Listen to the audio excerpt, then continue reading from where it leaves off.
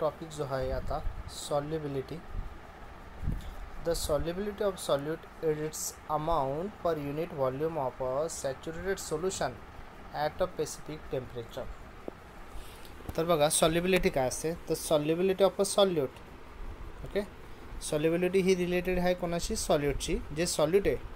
Okay, तर जो saturated सोल्युशनसाठी किती सॉल्यूट लागेल ॲट अ स्पेसिफिक टेम्परेचरला, सॅच्युरेटेड सोल्युशन्स तयार होण्यासाठी किती अमाऊंट ऑफ सॉल्यूट लागेल त्याला आपण काय म्हणायचं, सॉल्युबिलिटी असं म्हणायचं. सॉल्युबिलिटी ऑफ सॉल्यूट असं त्याला म्हटलं जातं. The solubility of solute is it maximum concentration and express in concentration units मोल पर लिटर. आता एखाद्या सॉल्यूटची जी सॉल्युबिलिटी असते ते काय आहे, ते मॅक्झिमम कॉन्सन्ट्रेशन आहे. Okay, solubility of solute is it a maximum concentration. हे एक मॅक्झिमम कॉन्सन्ट्रेशन असतं, म्हणजे त्यापेक्षा जास्त सॉल्यूट त्या सॉल्व्हंटमध्ये किंवा त्या सोल्युशनमध्ये डिझॉल्व होऊ शकत नाही. म्हणजे ते एक सॅच्युरेटेड सोल्युशन काय झालं, फॉर्म झालं. त्यापेक्षा जास्त सॉल्यूट त्या सॉल्व्हंटमध्ये डिझॉल्युशन होऊ शकत नाही. त्याला आपण काय म्हणतो, एक सॉल्युबिलिटी म्हणतो. आणि त्याचं जे युनिट आहे ते कसं एक्सप्रेस करतात, त्याचं कॉन्सन्ट्रेशन युनिट्स, जे कॉन्सन्ट्रेशन युनिट कसं आहे, मोल पर लिटर. ओके, आता बघा पुढचा जो टॉपिक आहे, फॅक्टर अफेक्टिंग द सॉल्युबिलिटी. आता सॉल्युबिलिटीवर कुठले फॅक्टर्स अफेक्ट करतात ते आता आपण पाहणार आहोत.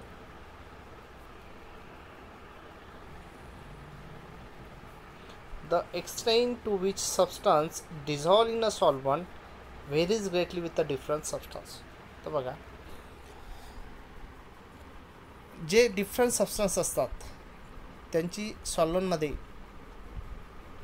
डिझॉल्व होण्याची जी कॅपॅसिटी असते ती काय असते, सबस्टन्सनुसार व्हेरियस असते. म्हणजे फॉर एक्झाम्पल, शुगर जेवढं वॉटरमध्ये सॉल्युबल होईल किंवा डिझॉल्व होईल तेवढंच सोडियम क्लोराईड होईल असं नाही.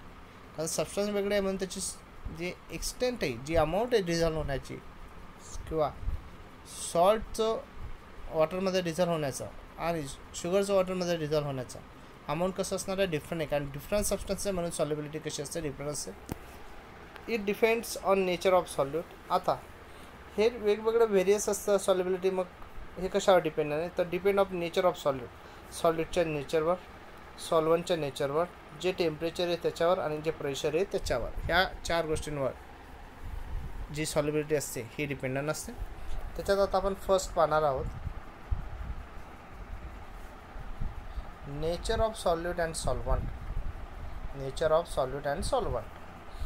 Generally, compounds with similar chemical character are more readily soluble in each other than those with the entire different chemical character. Generally, जर कंपाऊंडचं कॅरेक्टरिस्टिक्स, केमिकल कॅरेक्टरिस्टिक्स जर सिमिलर असतील तर ते मोर रेडिली सॉल्युबल असतात. ओके, आणि जर केमिकल कॅरेक्टरिस्टिक्स जर difference असतील तर त्यांची सॉल्युबिलिटी ही लेस असते. फॉर एक्झाम्पल, पोलर सॉल्यूट असेल, पोलर सॉल्यूट, तर पोलर सॉल्यूट हे मोर सॉल्युबल असेल, more soluble in polar solvent, in polar solvent. कारण बघा, फॉर एक्झाम्पल जर घ्यायचं म्हटलं तर आपण एक्झाम्पल घेऊ शकतो NaCl. NaCl काय आहे, सॉल्यूट आहे, पोलर आहे. पोलर म्हणजे पॉझिटिव्ह निगेटिव्ह चार्ज. आणि वॉटर काय आहे, सॉल्व्हंट आहे, ते पण पोलर आहे. तर हायड्रोजनवर प्लस, ऑक्सिजनवर निगेटिव्ह. तर सोडियम क्लोराईड वॉटरमध्ये मोर सॉल्युबल आहे, कारण दोघांचं नेचर कसं आहे, पोलर आहे. दोघांचं नेचर कसं आहे, पोलर कंपाऊंड येते. ठीक आहे. आणि जे नॉन पोलर कंपाऊंड असतात ते नॉन पोलर सॉल्व्हंटमध्ये रेडिली सॉल्युबल असतात. म्हणजे फॉर एक्झाम्पल, उदाहरण जर घ्यायचं ठरलं, कुठलाही नॉन पोलर कंपाऊंड घेऊ आपण. ठीक आहे. तो नॉन पोलर सॉल्व्हंटमध्ये काय असेल, त्याची सॉल्युबिलिटी ही जास्त असते. ठीक आहे. परंतु हा जो पोलर सॉल्व्हंट आहे याला जर तुम्ही केरोसिनमध्ये टाकला, आता केरोसिन कसं आहे, नॉन पोलर आहे. केरोसिन कसं आहे, नॉन पोलर. ठीक आहे. तर सोडियम क्लोराईड पोलर आहे, ते सॉल्यूट जर तुम्ही केरोसिन सॉल्व्हंटमध्ये टाकलं, केरोसिन कसं आहे, नॉन पोलर सॉल्व्हंट आहे.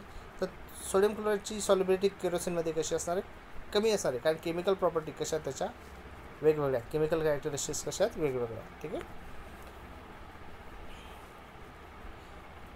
The saying that like dissolve like, म्हणजे लाईक डिझॉल्व लाईक, ओके, जे सारखे सारखे असतात त्यांची सॉल्युबिलिटी जास्त असते. पोलरची पोलरमध्ये सॉल्युबिलिटी जास्त, नॉन पोलरची नॉन पोलरमध्ये सॉल्युबिलिटी जास्त. Guide to predict the solubility of solute in a given solvent, म्हणजे हा जो रूल आहे एक प्रकारे लाईक डिझॉल्व लाईक, हा काय एक प्रकारचा रूल आहे. ओके, जे सारखे आहेत ते एकमेकांमध्ये काय असतं, त्यांची सॉल्युबिलिटी ही जास्त असते. ओके, पुढे पाहूया.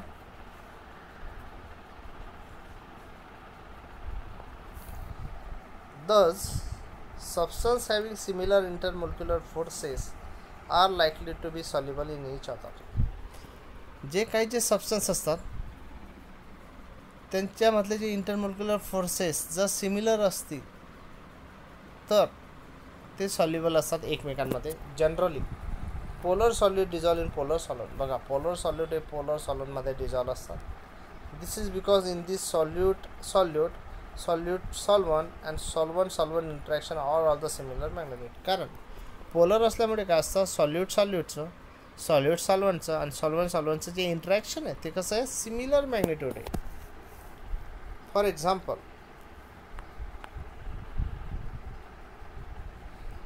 NaCl dissolve in water. NaCl हे वॉटरमध्ये डिझॉल्व होतं. NaCl कसं आहे, पोलर आहे.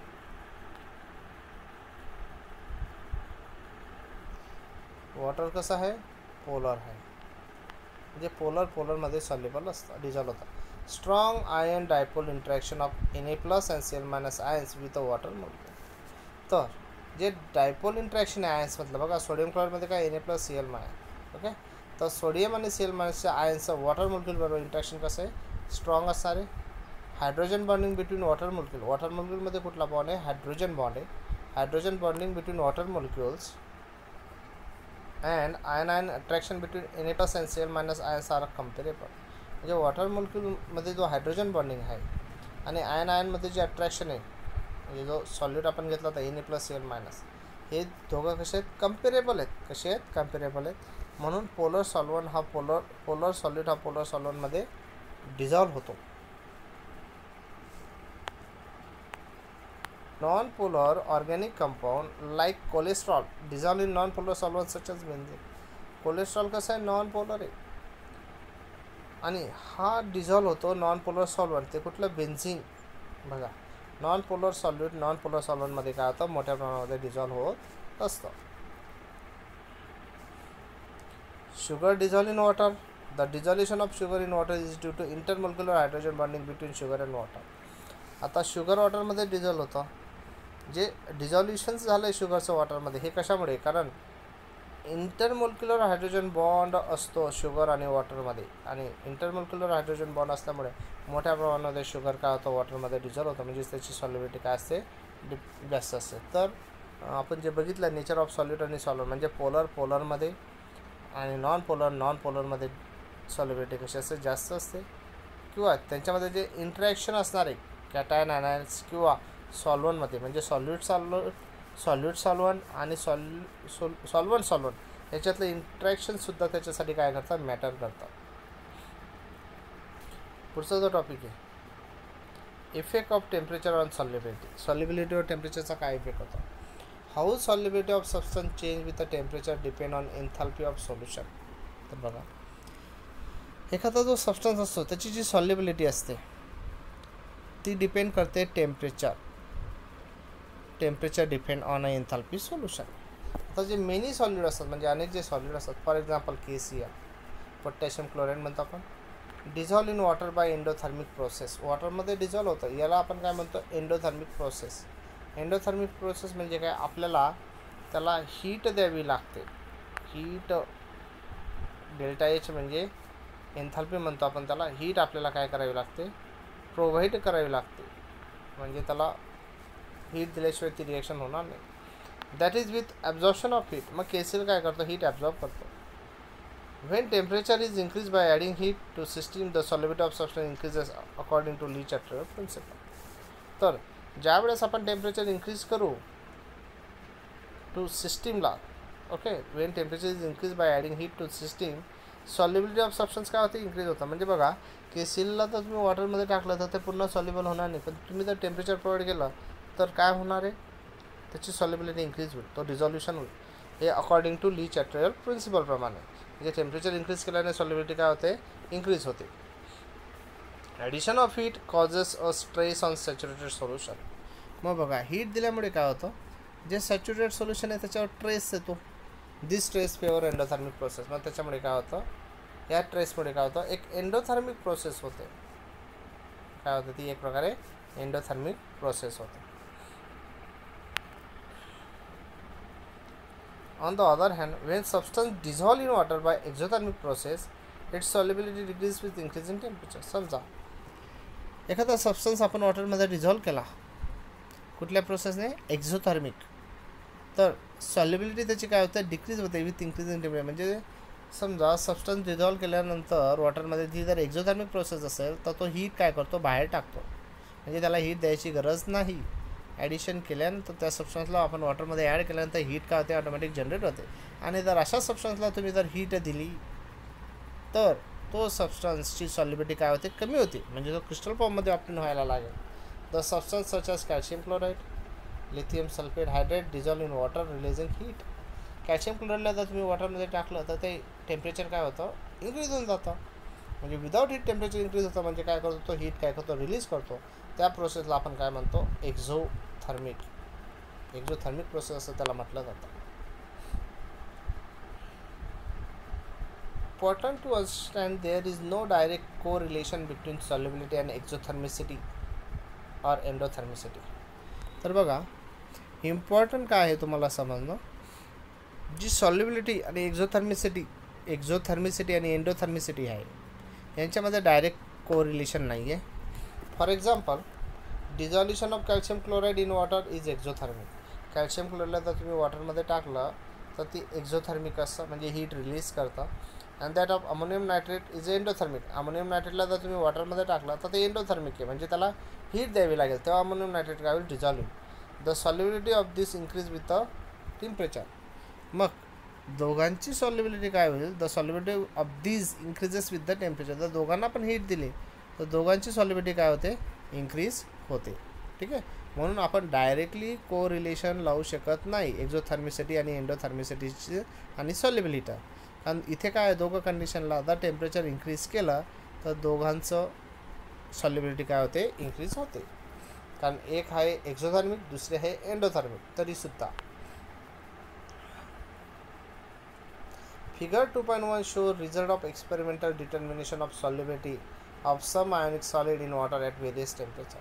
आपल्याला खाली एक ग्राफ दिलेला आहे, त्याच्यात जर आपण बघितलं ते एक्सपेरिमेंटल डिटर्मिनेशन म्हणजे प्रॅक्टिकली इथे. तर सम आयोनिक सॉलिड, काही आयोनिक सॉलिड घेतले, त्यांची सॉल्युबिलिटी व्हेरियस टेम्परेचरला वॉटरमध्ये दिलेली. Following are some experimental observation from figure 2.1.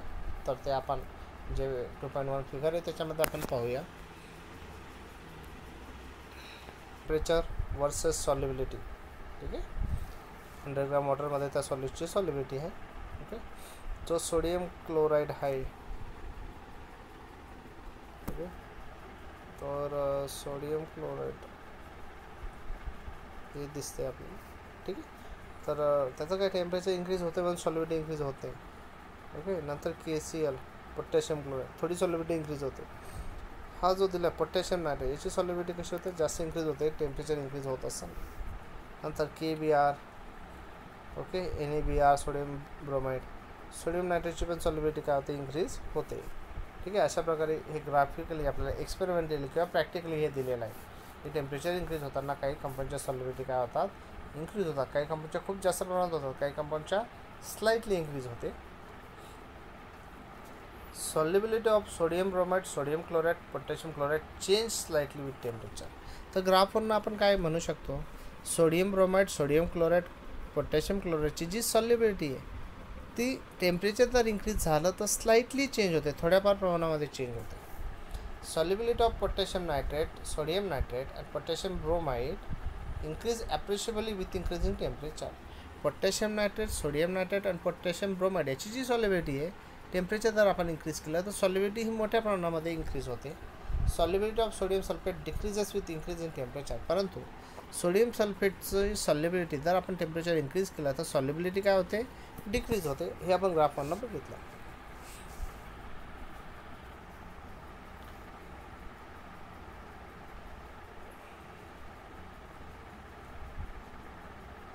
The solubility of gases in water usually decreases with increase of temperature.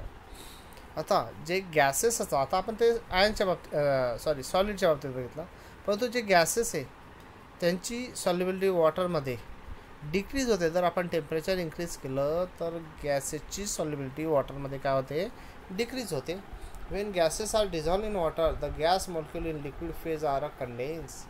जर गॅसेस वॉटरमध्ये डिझॉल्व झाले तर जे गॅस मॉलिक्यूल असतात ते लिक्विड फेजमध्ये काय होतात, कंडेन्स होतात. कंडेन्स होतात म्हणजे काय, गॅसेसचं टेम्परेचर जास्त असतं, लिक्विडचं टेम्परेचर कमी असतं. आता गॅसेस लिक्विडमध्ये डिझॉल्व झाल्यानंतर ते पण लिक्विडमध्ये कन्वर्ट होतात. कंडेन्स होतात म्हणजे काय, वेपर फॉर्ममध्ये लिक्विडमध्ये कन्वर्ट होतात, म्हणजे गॅस फॉर्मचं लिक्विडमध्ये फॉर्म होतात.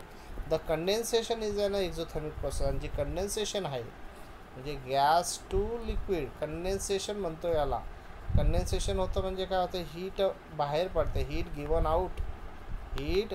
आउट. कारण गॅसकडे हीट कशी आहे, जास्त आहे, लिक्विडकडे हीट कशी आहे, कमी आहे.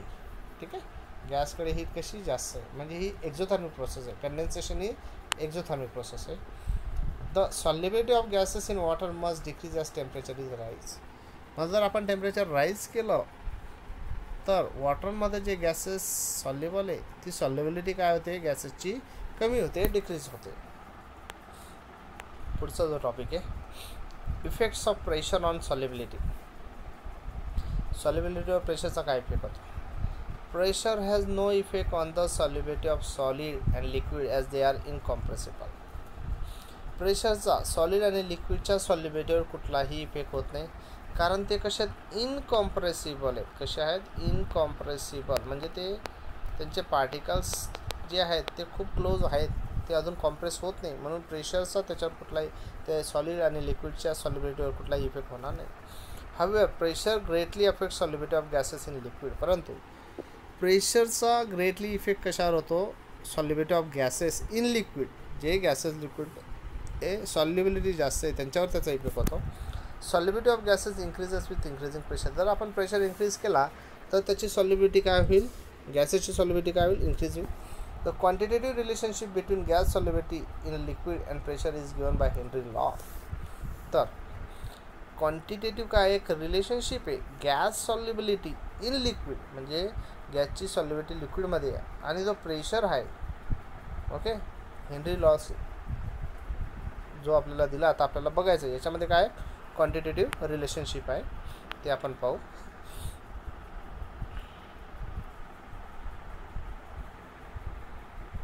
It is stated that solubility of gas in liquid is directly proportional to pressure of the gas over the solution. तर बघा हेनरी लॉचं स्टेटमेंट काय आहे, solubility of gas in liquid directly proportional to pressure of gas over the solution.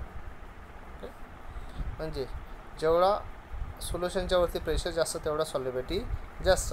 याच्यासाठी आपण एक diagram बघूया. समजा एक कंटेनर आहे, इथे काय आहे, लिक्विड आहे, हे काय आहे, लिक्विड आहे. ठीक आहे,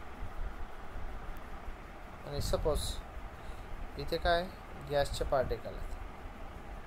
ओके, त्याच्यानंतर सपोज इथे एक आपण पिस्टन ठेवलेलं आहे.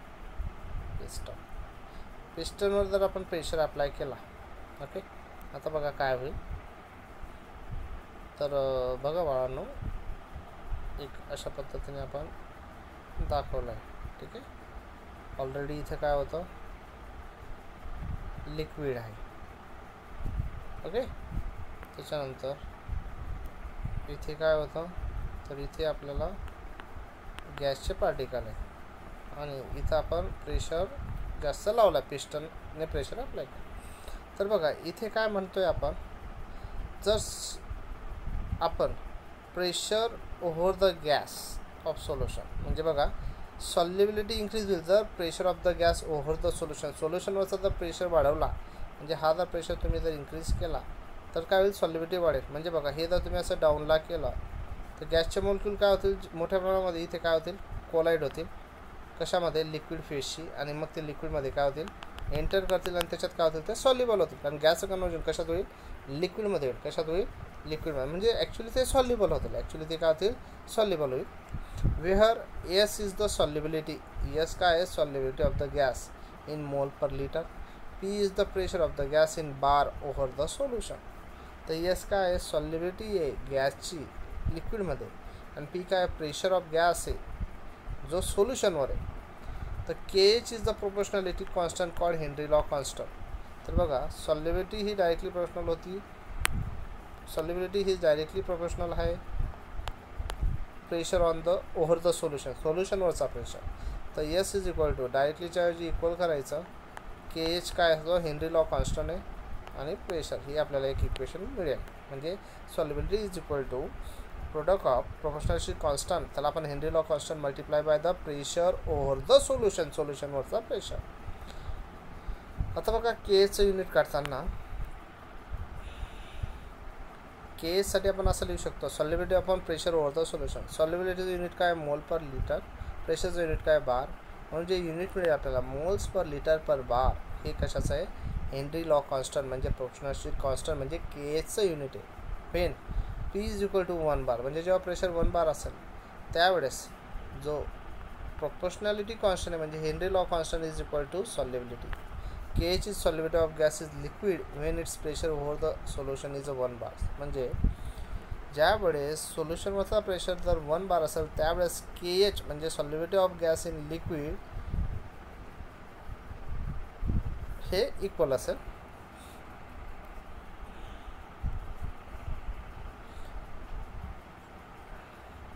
Demonstration of Henry law, demonstration of a Henry law. आता बघा हेनरी लॉचं demonstration. Before sealing the bottle of soft drink it is pressurise with a mixture of air CO2 saturate with a water vapour. म्हणजे जेव्हा soft ड्रिंकची bottle seal करण्याच्या अगोदर तर जे mixture of air CO2 आणि जे CO2 saturated with a water vapour यांना काय केलं जातं, प्रेशराइज म्हणजे त्यांच्यावर काय केला जातो, प्रेशर अप्लाय केला जातो. Because of a high partial pressure of CO2 its amount dissolve in soft drink is higher than the solubility of CO2 under normal condition. म्हणजे प्रेशर अप्लाय केल्यामुळे काय होतं, जो CO2 नॉर्मल कंडिशनला सॉल्युबल होणार आहे त्याच्यापेक्षा ज्यावेळेस आपण त्याच्यावर हायर प्रेशर अप्लाय करतो, जेवढं प्रेशर जास्त अप्लाय करणार तेवढा CO2 काय होईल, सॉफ्ट ड्रिंकमध्ये डिझॉल्व होईल. when bottle of soft drink is heated when the bottle of soft drink is open excess dissolved CO2 come out with a equivalence. म्हणजे बघा जेव्हा आपण सॉफ्ट ड्रिंकची बॉटल ओपन करतो, वरचं जे बॉटल जेव्हा आपण ओपन करतो तो प्रेशर काय होतं, रिमूव्ह होतो. म्हणून जो एक्सेस CO2 डिझॉल्व झालेला असतो तो काय होतो, इफरवन्सच्या स्वरूपात तो काय होतो, बाहेर येतो. म्हणजे जेवढा तुम्ही एखाद्या सोल्युशनवर प्रेशर अप्लाय करणार तेवढा तो जो गॅस आहे तो गॅस त्या सोल्युशनमध्ये काय होईल, डिझॉल्व जास्त होईल. म्हणजे त्याची सॉल्युबिलिटी काय होईल, इन्क्रीज होईल. पुढचा टॉपिक बघायचा आपल्याला एक्सेप्शन टू हेनरी लॉ. म्हणजे अपवाद काय आहे हेनरी लॉला ते आपल्याला बघायचं आहे. Gases like NH3 CO2 do not obey Henry law. हे जे गॅसेस आहेत NH3 CO2 हे हेनरी लॉ ओबे करत नाही. Reaction is that this gases react with water. The reason is that this gases react with water. कारण हे जे गॅसेस वॉटरबरोबर काय होतात, रिॲक्ट होऊन जातात. म्हणजे बघा NH3ची वॉटरबरोबर रिॲक्शन केल्यावर अमोनियम आयन्स आणि हायड्रॉक्साईड आयन फॉर्म झाला. CO2चं वॉटरबरोबर रिॲक्शन झाल्यावर कार्बोनिक ॲसिड फॉर्म झाला. म्हणजे वॉटरबरोबर रिॲक्ट होतात. Because of this reaction NH3 and CO2 gases have higher solubility than expected by Henry law. तर ह्या ज्या रिॲक्शन आहेत अमाईनच्या आणि CO2च्या, ह्या वॉटरमध्ये काय होतं, रिॲक्शन होण्यामुळे काय असतात ते वॉटरमध्ये हायली सॉल्युबल आहेत. ओके, म्हणजे हेनरी लॉपेक्षा यांची सॉल्युबिलिटी कशी आहे, खूप मोठ्या प्रमाणामध्ये असते. Do you know O2 gas has very low solubility in water. जो ऑक्सिजन गॅस असतो त्याची सॉल्युबिलिटी वॉटरमध्ये कशी कमी आहे. However its solubility in blood is accidentally high. परंतु ऑक्सिजनची सॉल्युबिलिटी ही ब्लडमध्ये खूप जास्त मोठ्या प्रमाणात आहे. This is because binding of O2 molecule to haemoglobin present in blood. कारण हेमोग्लोबिनमध्ये ब्लडमध्ये काय असतं, हेमोग्लोबिन, आणि हेमोग्लोबिनचं ऑक्सिजन बरोबर काय होते, बॉन्डिंग होऊन जाते, बॉन्ड फॉर्म होतो. म्हणून ऑक्सिजन हा ब्लडमध्ये जास्त प्रमाणात काय असतो, सॉल्युबल असतो. बघा रिॲक्शन आहे हेमोग्लोबिन ओव्हर टाईम ऑक्सिजन आणि हा कंपाऊंड फॉर्म झाला. ठीक आहे.